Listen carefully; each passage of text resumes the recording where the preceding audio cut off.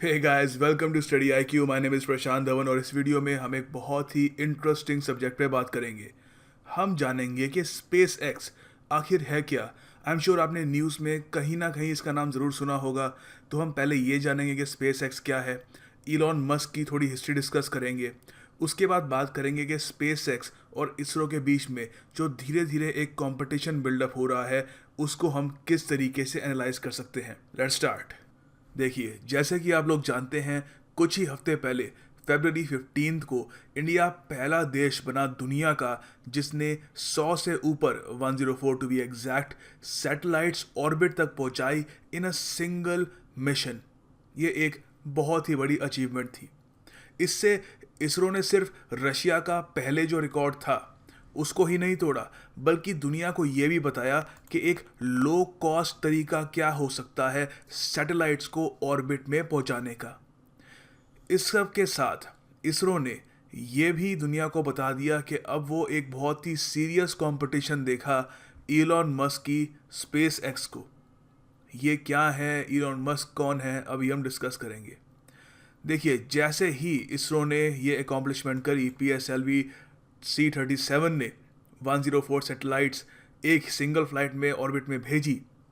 India से बहुत सारी ट्वीट्स आने लग गई इलॉन मस्क की तरफ कि आपका क्या विचार है इस अकॉम्प्लिशमेंट के बारे में। और इलॉन मस्क ने एक बहुत ही पॉजिटिव नोट में इसका रिप्लाई किया कि एक बहुत ही बड़ी अचीवमेंट है इसरो की, काफ़ी इम्प्रेसिव है। तो इतनी सारी ट्वीट्स इलॉन मस्क की तरफ क्यों जा रही थी, दुनिया की अटेंशन अचानक से इसरो और साथ में इलॉन मस्क की तरफ क्यों चली गई, ये जानते हैं सबसे पहले। ओके, आगे बढ़ने से पहले एक MCQ है आप लोगों के लिए। आपको बताना है कि ये 104 सैटेलाइट जो इसरो ने लॉन्च करी, ये किस स्पेस स्टेशन से करी थी। तो आपके सामने ऑप्शंस हैं: Satish Dhawan space centre, Vikram Sarabhai space centre, ISRO satellite centre या नन ऑफ दीज। नीचे कमेंट बॉक्स में ज़रूर इसका आंसर दीजिएगा। देखिए, आगे स्पेस एक्स के बारे में बात करने से पहले मैं आपको ज़रा कॉस्ट का डिफरेंस समझाना चाहूँगा। इससे आपको थोड़ा क्लियर हो जाएगा कि क्यों हम ये बात कर रहे हैं कि आगे जाकर इसरो और स्पेस एक्स में कंपटीशन बढ़ेगा। देखिए, PSLV-C-37 ने जो सैटेलाइट्स ऑर्बिट में भेजी, उसका टोटल जो लॉन्च का खर्चा आया था अराउंड 100 करोड़ के आसपास आया था। ये सिर्फ एक चौथाई है जितना एक स्पेस एक्स के मिशन को आता है। एक स्पेस एक्स का जो मिशन होता है, it costs around 402 crore rupees. तो आप देख सकते हैं ISRO is far more cost effective. But सिर्फ अभी के लिए स्पेस एक्स टेक्नोलॉजिकली बहुत जल्दी एडवांस कर रहा है और ये जो कॉस्ट है इसको बहुत ही जल्दी कम करने की कोशिश करेगा। इसके बारे में जानने से पहले अब properly let's find out space x है क्या, उसकी हिस्ट्री क्या है। इलॉन मस्क देखिए बहुत ही महत्वपूर्ण व्यक्ति हैं। इनकी आज की डेट में 3 कंपनीज हैं: स्पेस एक्स, टेस्ला मोटर्स और सोलर सिटी। इस वीडियो में प्राइमरी हमारा फोकस रहेगा स्पेस एक्स पर। देखिए, इलॉन मस्क का जन्म हुआ था साउथ अफ्रीका में, ठीक है। और बहुत ही यंग एज में 10 की उम्र में ही बहुत ज़्यादा इनको रीडिंग का शौक था। दिन में 10-10 घंटे पढ़ते रहते थे। एक बार इनके पास किताबें ख़त्म हो गई तो इन्होंने एनसाइक्लोपीडियाज पढ़नी शुरू कर दी and he gained a lot of knowledge from that.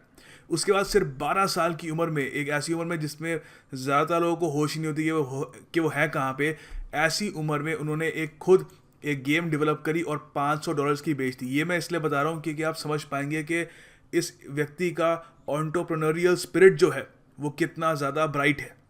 उसके अलावा देखिए, बाद में ये पहले साउथ अफ्रीका से ये कनाडा में इन्होंने शिफ्ट किया। कनाडा में बहुत ही छोटी इनको नौकरियां मिली। काफ़ी बार तो नाले वगैरह भी साफ़ किया करते थे ये। इनकी ऑटोबायोग्राफी में मैंने सब पढ़ा ये। उसके बाद काफ़ी टाइम बाद ये यूएस में आए। यूएस में आकर इन्होंने एक कंपनी डेवलप करी अपने दोस्तों के साथ, Zip2, जो बाद में कॉम्पैक को बेच दी। कॉम्पैक आपको पता है पर्सनल कंप्यूटर कंपनी है। तो $307 मिलियन की वो कंपनी इन्होंने कॉम्पैक को बेच दी। उसमें से 22 मिलियन मस्क के पास गए। ये पैसा वापस उन्होंने फिर से इन्वेस्ट कर दिया X.com में। X.com बाद में बन गई पेपैल। पेपैल आपको पता है एक बहुत ही बड़ी ट्रांजैक्शंस करने की कंपनी है। आपको कोई इंटरनेशनल ट्रांजैक्शंस करनी है तो लोग पेपैल का सहारा लेते हैं उसके लिए। तो सबसे पहले X.com जो इलॉन मस्क ने बनाई थी वो ही आगे जाकर ये पेपैल बनी। बाद में देखिए ईबे ने, ईबे आपको पता है एक बहुत ही बड़ी ऑनलाइन शॉपिंग वेबसाइट है, ईबे ने एक्वायर कर ली PayPal for 1.5 billion in stock. उस पैसे में से 1.65 मिलियन मस्क के पास गए। अब देखिए इतना बड़ा अमाउंट किसी के पास जब आता है तो पहली बात तो वो तो सोचता है कि बस लाइफ बन गई। एक्चुअली 165 पे ही नहीं, 22 मिलियन भी किसी के पास आ जाए, 22 मिलियन डॉलर्स, तो वो तो बस कहेगा कि मुझे और कुछ करने की ज़रूरत नहीं है, सीधा बैंक में डालता हूँ और I can live a really good life. मगर इन्होंने ऐसा नहीं किया। यहीं पे इनका एक जो स्पिरिट है कि आगे कुछ और करना है और करना है, वो इन पे हावी रहा। इन्होंने इसके बाद ये सारा पैसा जो पेपैल को बेचने के बाद उनको मिला, उन्होंने सारा का सारा पैसा वापस इन्वेस्ट कर लिया वेरियस कंपनीज में। इतना इन्वेस्टमेंट किया कि इनके पास रहने के लिए भी जगह नहीं थी, दोस्तों के यहाँ रेंट पे रहते थे। तो देखिए अब उसके बाद क्या हुआ कि इनको ये लॉस एंजलिस में शिफ्ट हो गए। लॉस एंजलिस में अमेरिका की जो स्पेस इंडस्ट्री है उसका गढ़ माना जाता है। वहाँ पर इन्होंने ये रॉकेट्स कैसे बनते हैं, ये टेक्नोलॉजी क्या होती है, सिर्फ पढ़ के सीख लिया। कोई कोर्स ज्वाइन नहीं किया, कोई इसके लिए कोई यूनिवर्सिटी में पढ़ाई नहीं करी, खूब सारी किताबें खरीदी, घर में रखी, and he learn everything himself कि रॉकेट्स कैसे काम करते हैं, टेक्नोलॉजी क्या है। तो फिर इनको लगा कि हाँ, मैं आई थिंक ये सैटेलाइट को ऑर्बिट में भेजने की जो इंडस्ट्री है उसमें मैं कदम रख सकता हूँ, मगर उसके लिए रॉकेट चाहिए थे। तो ये रॉकेट्स खरीदने के लिए गए रशिया, करीब आई थिंक 2004 या क्या के आसपास। तो ये रशिया गए। वहाँ पर देखिए उन्होंने जब रॉकेट खरीदने का सोचा तो वहाँ पर देखा कि रॉकेट्स के जो प्राइस हैं बहुत ज़्यादा हैं। वहाँ पर मिलियंस ऑफ डॉलर्स का एक रॉकेट बेच रहे थे वो। तो उन्होंने अंदाज़ा लगाया कि ये तो बहुत ही महंगा बेच रहे हैं, अगर मैं रॉकेट्स को खुद बनाऊँ यूएस में और खुद ही उन्हीं रॉकेट से सैटेलाइट्स को ऑर्बिट में लॉन्च करूँ तो it will cost way less. तो इसलिए इन्होंने बनाई फिर स्पेस एक्स। बाद में स्पेस एक्स ग्रो करती रही, काफ़ी बार इन्होंने फेलियर भी झेला और आगे अब आज के टाइम में स्पेस एक्स एक बहुत ही बड़ी कंपनी बन चुकी है। अब ज़रा स्पेस एक्स पे नज़र डालते हैं। हमने इलॉन मस्क के बारे में पूरा पढ़ लिया, now let's find out what is space. आगे देखिए जानते हैं स्पेस एक्स के बारे में। स्पेस एक्स बेसिकली मैंने आपको बता ही दिया है, एक एरोस्पेस मैन्युफैक्चरर और स्पेस ट्रांसपोर्ट सर्विस कंपनी है। स्पेस ट्रांसपोर्ट सर्विस कंपनी से क्या मतलब है? मतलब आपको अंतरिक्ष में कुछ भी पहुंचाना हो, स्पेस एक्स उसकी जिम्मेदारी ले सकती है, ऑफ कोर्स पेमेंट के बाद। तो अगर मान लीजिए, ज़रूरी नहीं है कि सैटेलाइट्स को ही ये ऑर्बिट में लॉन्च करती है। मान लीजिए इंटरनेशनल स्पेस स्टेशन है ISS, वहाँ पर कुछ कार्गो पहुँचाना है, वहाँ पे स्पेस एक्स तैयार है। कुछ CIA को और कुछ अपना कुछ मटेरियल्स टॉप सीक्रेट वहाँ पहुँचाना है स्पेस में, वहाँ पे स्पेस एक्स तैयार है। और एक्चुअली ये कर भी चुके हैं ऐसा, अमेरिकन गवर्नमेंट के लिए भी काफ़ी बार सैटेलाइट्स ये स्पेस में भेज चुके हैं। तो यहाँ पर आपको कुछ चीज़ें बताना बहुत ज़रूरी है। पहली बात तो देखिए, स्पेस एक्स को फाउंड किया गया था 2002 में। तो 2002 में ये स्पेस एक्स बनाई गई और इसका इनिशियल गोल ये था कि मार्स को कॉलोनाइज करना है। हालांकि एक बहुत ही ज़्यादा ओवरली एम्बिशियस गोल है, आज आई थिंक 15 साल से भी ऊपर हो चुके हैं और इन्होंने ये गोल अचीव नहीं किया। मगर इनिशियली जो इनका गोल ये था कि इंसानों को मार्स पे भेजना है। बाद में देखिए एक बहुत ही बड़ी अकॉम्प्लिशमेंट इसने यहाँ पर ये करी, ये दिस इज़ क्वाइट इम्पॉर्टेंट।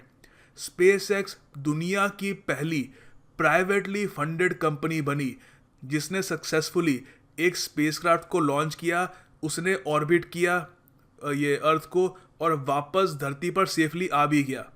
अब ये सुन के आप थोड़ा चक्कर खा जाएंगे कि क्या स्पेसक्राफ्ट अंतरिक्ष में गया, उसने ऑर्बिट किया और धरती पे वापस भी आ गया? जी हाँ।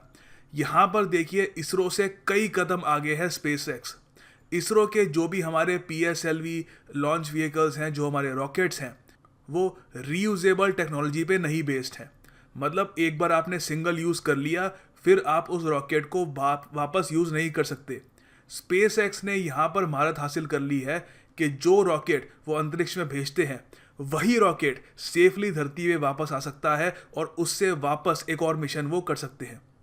इससे इन द फ्यूचर, अभी के लिए तो इतना ये पैसे नहीं बचा पा रहे उससे, मगर इन द फ्यूचर मान रहे हैं कि इस टेक्नोलॉजी को इतना वो परफेक्ट कर लेंगे कि स्पेस में कोई भी चीज़ भेजना वो बहुत ही सस्ता कर देंगे।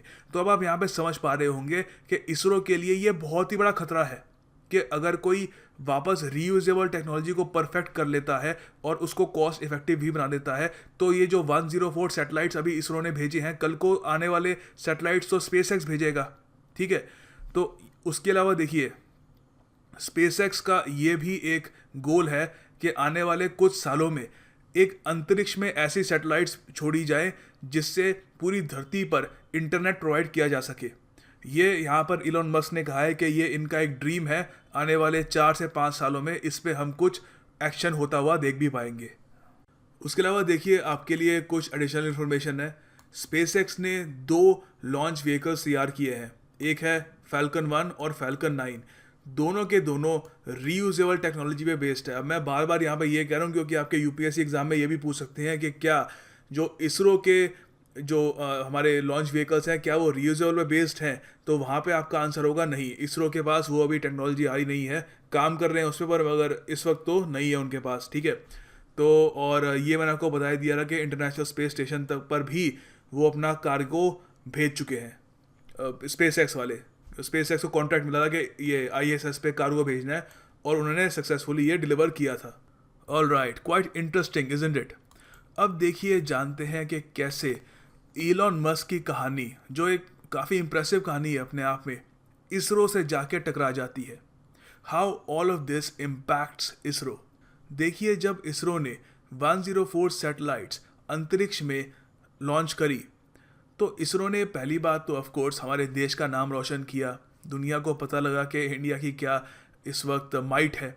मगर अगर हम उसको बिजनेस पॉइंट ऑफ व्यू से देखें तो इसरो ने अचानक से एक बहुत ही बड़ा स्टेप लिया एक multi billion dollar commercial satellite market में, जो पहले तो काफ़ी हद तक मोनोपलाइज कर रखी थी इलॉन मस्क की स्पेसएक्स ने।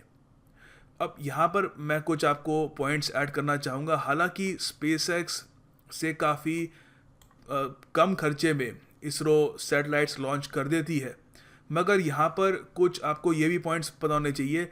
हालांकि अभी स्पेसएक्स की कॉस्ट काफ़ी ज़्यादा है, मैंने आपको बताया उनकी जो पर लॉन्च कॉस्ट पड़ती है अराउंड 62 मिलियन 60 मिलियन के आसपास होती है, जो रफली 400 करोड़ के आसपास है। उसको अगर हम कंपेयर करें इसरो की जो 15 मिलियन के आसपास है, सिर्फ 100 करोड़ के आसपास है, इट्स क्वाइट ह्यूज, एक बहुत ही बड़ा डिफरेंस है। 400 और 100 करोड़ में बहुत बड़ा डिफरेंस है। ऑफ कोर्स कोई भी कंपनी चाहेगी कि वो 100 करोड़ वाली कंपनीज के पास जाए क्योंकि उसकी कॉस्ट भी कम लगेगी वहाँ पर, मगर इसरो अभी इतना ज़्यादा पेलोड कैरी नहीं कर पाती।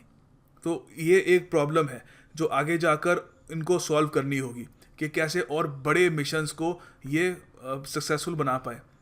उसके अलावा देखिए, एक यहाँ पर और उसके अलावा आपको ये भी बात जाननी बहुत ज़्यादा ज़रूरी है कि स्पेसएक्स एक प्राइवेटली फंडेड कंपनी है और इसरो आपके और हमारे टैक्स मनी से चलती है। तो इसरो को हमेशा ये एडवांटेज रहेगा कि किसी इन्वेस्टर्स से वो अकाउंटेबल नहीं है कि ये क्यों नहीं हुआ, डेडलाइन क्यों नहीं मीट की, जबकि स्पेसएक्स हमेशा इस प्रेशर के अंडर रहेगी और आगे जाकर मान लीजिए किसी इन्वेस्टर ने पुल आउट कर लिया तो स्पेसएक्स काफ़ी हद तक डगमगा सकती है। आगे देखते हैं कि किस तरीके से इसरो स्पेसएक्स को बीट कर सकती है। अच्छा, तो इसरो स्पेसएक्स को बीट कैसे कर सकती है? देखिए, अभी आपको लग रहा होगा कि बीट करने की ज़रूरत भी क्या है, वो 60 मिलियन में जो काम करते हैं हम 15 मिलियन में कर देते हैं, हमारी कॉस्ट भी काफ़ी कम है, बिजनेस भी हमारी तरफ आ रहा है, तो कुछ करने की ज़रूरत भी क्या है। देखिए, जिस गति से अमेरिका में स्पेसएक्स रीयूजेबल टेक्नोलॉजी पे काम कर रही है, तो माना जा रहा है कि आने वाले नियर फ्यूचर में ड्रास्टिकली वो कॉस्ट रिडक्शन कर देंगे। तो मान लीजिए अगर वो कॉस्ट रिड्यूस कर लेते हैं, अराउंड 15 मिलियन तक भी कर देते हैं, और अमेरिकन गवर्नमेंट उनको कुछ सहारा दे देती है कि अमेरिकन जो सैटेलाइट मैन्युफैक्चरिंग कंपनीज उनको कह देंगी कि आप सिर्फ स्पेसएक्स को बिजनेस देंगे, आप बाहर बिजनेस लेके नहीं जाएंगे, या कुछ मतलब रिस्ट्रिक्शंस लगा देती है, तो इसरो का बहुत बड़ा लॉस हो जाएगा। इसरो का जो टारगेट है कि आने वाले कुछ सालों में सरकार को हज़ारों करोड़ रुपए का रेवेन्यू वो कमा कर दे, वो प्लान्स पे पानी फिर सकता है। तो देखिए, सबसे बड़ा जो काम यहाँ पे करना पड़ेगा इसरो को, अपना जो रीयूजेबल टेक्नोलॉजी है उस पर काम करना होगा। इसरो, हालांकि इसरो का एक रीयूजेबल रॉकेट प्रोजेक्ट है अवतार के नाम से, ठीक है, ये बहुत लोगों को पता नहीं है, अवतार याद रखिएगा। तो इसरो इस पर काम कर रही है, डीआरडीओ काम कर रहा है इस पर, बाद में इसरो को ये टेक्नोलॉजी दी जाएगी, मगर इसमें माना जा रहा है अभी भी 9 साल और लग जाएंगे, ठीक है। तो 2025 के बाद शायद इसरो के पास रीयूजेबल टेक्नोलॉजी आए, और तब तक तो ये मान लो कि स्पेसएक्स बहुत आगे निकल चुका होगा, इस टेक्नोलॉजी को काफ़ी हद तक अच्छे से परफेक्ट कर चुका होगा, और ग्लोबल लॉन्च मार्केट में इसका जो है काफ़ी हद तक उनको फ़ायदा भी मिलेगा। तो इसरो के लिए बहुत इंपॉर्टेंट है कि ये टेक्नोलॉजी जल्दी से जल्दी वो डेवलप करे, और उसके बाद डेवलप करने के बाद मास्टर भी करे। उसके अलावा देखिए, इसरो जो बाकी कंपनीज़ हैं ऑल अराउंड द वर्ल्ड, उनके साथ और अच्छे रिलेशनशिप्स डेवलप कर सकती है, ताकि वो जो कंपनीज़ हैं इंडिया में ही सैटेलाइट मैन्युफैक्चर करना स्टार्ट कर दे। तो इंडिया में सैटेलाइट, सीधी बात है, उनकी मैन्युफैक्चर होगी, तो पहली बात तो इससे हमारी जो यहाँ पर कंपनीज़ हैं उनको और बिजनेस मिलेगा, और जॉब्स वगैरह जनरेट होंगी, ठीक है। और उसके अलावा इसरो को तो बिज़नेस मिलेगा ही मिलेगा। उसके अलावा देखिए, बहुत इंपॉर्टेंट पॉइंट है, आप सब लोग इससे एग्री करेंगे, सरकार को इसरो को और ज़्यादा फंड प्रोवाइड करने होंगे, तभी इसरो इवेंचुअली ग्रो कर पाएगा, ठीक है। क्योंकि इसरो के पास बहुत सारा पोटेंशियल है, हमारे जो साइंटिस्ट हैं दे आर इनक्रेडिबल, बहुत ज़्यादा बढ़िया काम कर रहे हैं वो, मगर उनको अगर और फंड मिले तो perhaps they can do even better. Finally मैं आपके लिए एक क्वेश्चन यहाँ पे प्रेजेंट कर रहा हूँ। आप प्लीज़ कमेंट बॉक्स में ये बताइए कि आपके हिसाब से आपका क्या विचार है इस कंपटीशन के बारे में जो इसरो और स्पेस एक्स के बीच में हो रहा है। मैंने ऑलरेडी आपको काफ़ी सारा डाटा प्रोवाइड कर लिया है, आप अगर चाहें तो गूगल कर सकते हैं, आपको बहुत सारे आर्टिकल्स मिल जाएंगे इस इसरो और स्पेस एक्स की जो राइवलरी धीरे धीरे बढ़ रही है। अभी तो काफ़ी लोग देखिए, 1-2 साल पहले लोग कह रहे थे कि कोई राइवलरी है भी नहीं, क्योंकि वो एक प्राइवेट सेक्टर की कंपनी है, इसरो एक गवर्नमेंट फंडेड कंपनी है, और उसके एम्बिशंस इतने ज़्यादा नहीं है। मगर जिस तरीके से इसरो ने पिछले 2-3 सालों में लगातार जंप करा है, एक से बढ़ के एक आगे एकम्प्लिशमेंट करी है, उससे अब सीधा सीधा लग रहा है कि स्पेस एक्स और इसरो के बीच में कंपटीशन है, और ये कंपटीशन आगे जाकर भी बढ़ता रहेगा। सो आई होप आप अच्छे आंसर लिखेंगे नीचे, and thank you for watching this video.